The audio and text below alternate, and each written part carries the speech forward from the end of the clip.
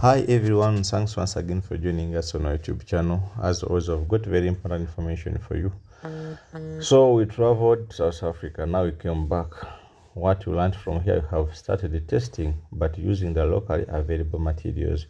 How can we do some good quality pellets, but using the available materials at our place? As you can see, by the time I came back, we had a lot of problems with the nutrition. So we are trying to change to see if we can do some pellets on zero grazing.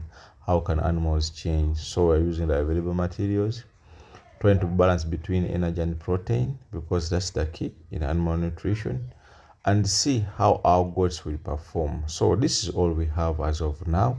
Yes, we are going to import a few pure quality genetics, like one buck and two females. That's why we sold off some of the goats we had. But again, how are we going to be able to maintain this, the body condition of those animals, because they look so nice? So you can look at our animals, how they look like.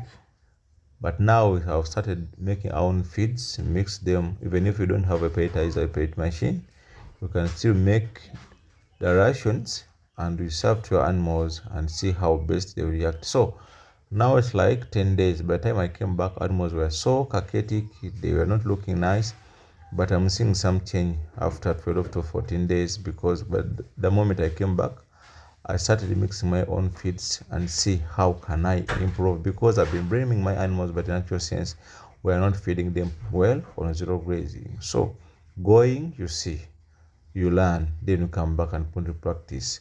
So we have seen at the start of the video how the animals were looking like, but you can see that they are starting to change.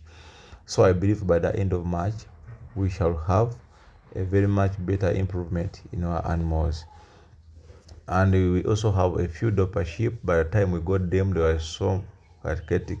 What I have learned is more important to get to source animals locally from a farmer who doesn't take a lot of care of his animals, so that you can bring them at your farm and improve them. So if you get like a cow, a dairy cow, a hybrid from someone who really feeds well, it's better you adapt the means of feeding. But for me, I want to develop my own formulas so that I can feed my animals using the locally available materials and see the performance, because we have to balance up between production and how much do we invest in. So you can see how animals are trying to improve. Like by the end of March, I believe we shall be somewhere. So, dear fellow farmers, you can do whatever you can with the available resources. Even though I love the animals from South Africa, but this is all I have. I have to take proper care of what I have as I keep on improving, or even selling them to a farmer when they're in good condition, so that I can raise some money to go totally for pures, because that's my future plan. So you have seen our pellets, we started making our pellets. They are very palatable. I've seen our animals have been fighting for them, and again they are consuming a lot of water, which hasn't been the case in the past few months or years. So I learned a lot. Now I've started putting into action. So dear farmers,